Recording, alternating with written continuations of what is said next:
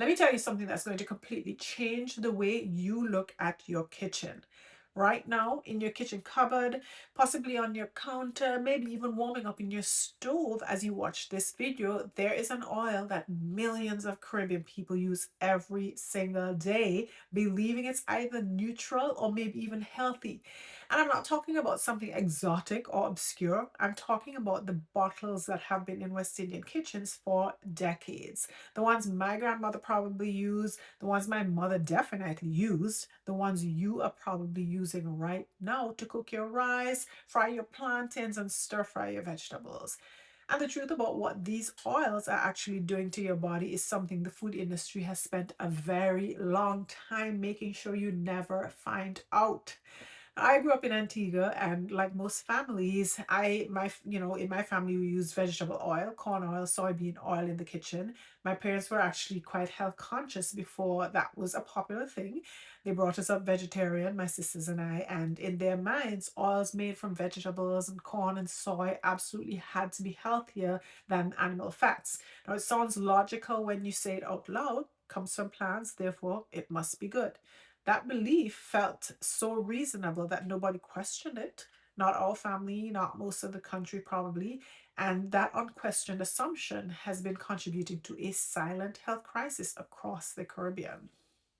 Here's what nobody told us growing up: the process of turning corn or soybeans or canola into that clear, odorless, shelf stable oil sitting in your cabinet is one of the most industrial, chemical heavy processes in all of food manufacturing.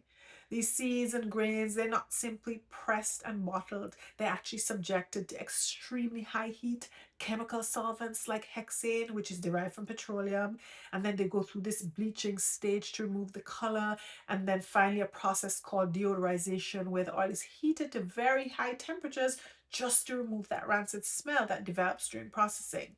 Think about that for a moment, right? The oil has to be deodorized because it smells bad, right? It smells bad because it has already been damaged, and then it gets bottled in plastic, no less, and sold to you as a healthy cooking choice. Now, here's where it gets even worse. These oils, they're extremely high in something called omega-6 polyunsaturated fatty acids. Now, your body does need some omega-6 fats, but the ratio between omega-6 and omega-3 fats in your diet matters a lot.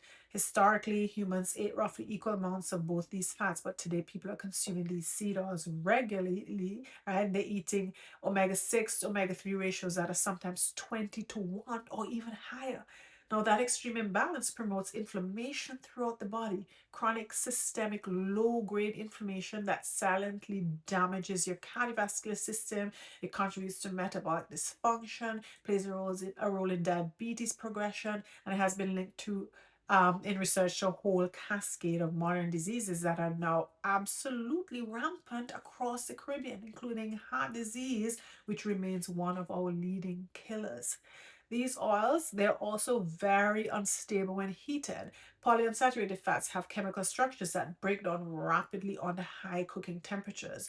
And when they break down, they produce compounds including aldehydes and other oxidation byproducts that are toxic to human cells. So the very act of using these oils to cook, which is obviously why you bought them, is precisely the situation where they become most dangerous. Now, here's the part that frustrates me a little bit, and I think it should make you frustrated too. In Antigua and across most of the Caribbean, we are literally surrounded by one of the most perfect cooking oils that nature has ever produced: coconut trees. They're in the backyards, they line the roads. Coconut oil has been used across the tropics for thousands of years, and science has come around to confirming what traditional cultures already knew. It is extraordinarily heat stable because it's primarily composed of saturated fat, which sounds scary to people who grew up being told saturated fat was the enemy. But the reality is that saturated fats don't oxidize and break down the way polyunsaturated fats do when exposed to cooking. Coconut oil at high temperatures remains chemically stable. It's not generating those toxic breakdown compounds in your food. Now, another thing about coconut oil, right, it contains these MCTs or medium chain triglycerides, which the body processes differently than long chain fats, using them more readily for energy. Now, there's growing research interest in the potential metabolic and brain benefits of regular coconut oil consumption, like dementia and so on. And beyond the health conversation, though, think about what using local coconut oil would mean for the Antiguan economy. We are importing bottles of industrial seed oils processed in factories thousands of miles away when we have the raw materials for a superior product growing naturally all around us, right? Supporting local coconut oil production would keep money in our community, create local livelihoods, and improve the health of our people all at the same time. But yet, the imported vegetable oils continue to dominate kitchen cupboards. I want to address something directly because I know some people watching will say, well, what about olive oil? And yes, olive oil, particularly extra virgin olive oil, is genuinely a healthy fat. It has a better fatty acid profile than seed oils. It contains beneficial polyphenols and it has strong research backing its cardiovascular benefits. But here's the practical Caribbean reality. Olive oil is expensive. It has to be imported from the Mediterranean. It is not something most families can use as their everyday primary cooking oil without it becoming a financial burden. And olive oil also has moderate heat stability, meaning it's better suited to lower heat applications than the high heat frying and sauteing that Caribbean cooking often involves. So while I'm not dismissing olive oil, it's just not the realistic solution for everyday Antiguan kitchens. Coconut oil is. Now, for those in the audience listening right now who eat animal products and you're open to it, there are two other options that deserve consideration in the Caribbean kitchen: beef tallow and lard. Yes, lard. People hear it and immediately think of something unhealthy from a past era. But the historic reality is that our grandparents cooked with these animal fats before vegetable oils became industrially cheap and aggressively marketed as the modern healthy alternative. And their rates of metabolic diseases, now devastating Caribbean communities, were considerably lower. Tallow and lard, they're highly heat stable. They don't produce the dangerous oxidation compounds that seed oils generate when heated. Lard in particular has a surprisingly favorable fatty acid profile, and it's been used across Latin America and the Caribbean in cooking traditions for centuries. So let's bring this together practically. What should you actually start doing today? Step one, look at your current cooking oil. If it says vegetable oil, corn oil, soybean oil, canola oil, or sunflower oil, those are the products that I have been describing in this video.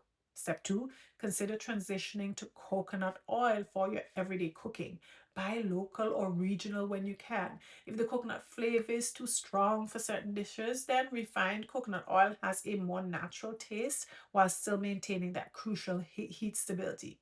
Step three, if you use olive oil, use it for the salad dressings, finishing dishes, lower heat applications, and treat it as a premium addition rather than your primary cooking fat. And step four, be curious, read labels, ask questions. The fact that something has been in your kitchen your whole life doesn't mean it has been serving your health. The seed oil industry, it is enormous, humongous, worth hundreds of billions of dollars globally, and it has had decades to normalize its products in kitchens around the world. Meanwhile, coconut trees grow freely across the island, and we are walking past them to buy imported industrial oil at the supermarket. That's a disconnection from what our land actually offers us and what our bodies actually need. Your kitchen is where your health begins and where it erodes. And now you know which bottle of cooking oil to reach for and which one to leave behind. Go ahead and share this with your family, share it with your friends, because this kind of information is what every household deserves to have, and it starts right here, right now, in your own kitchen cabinet.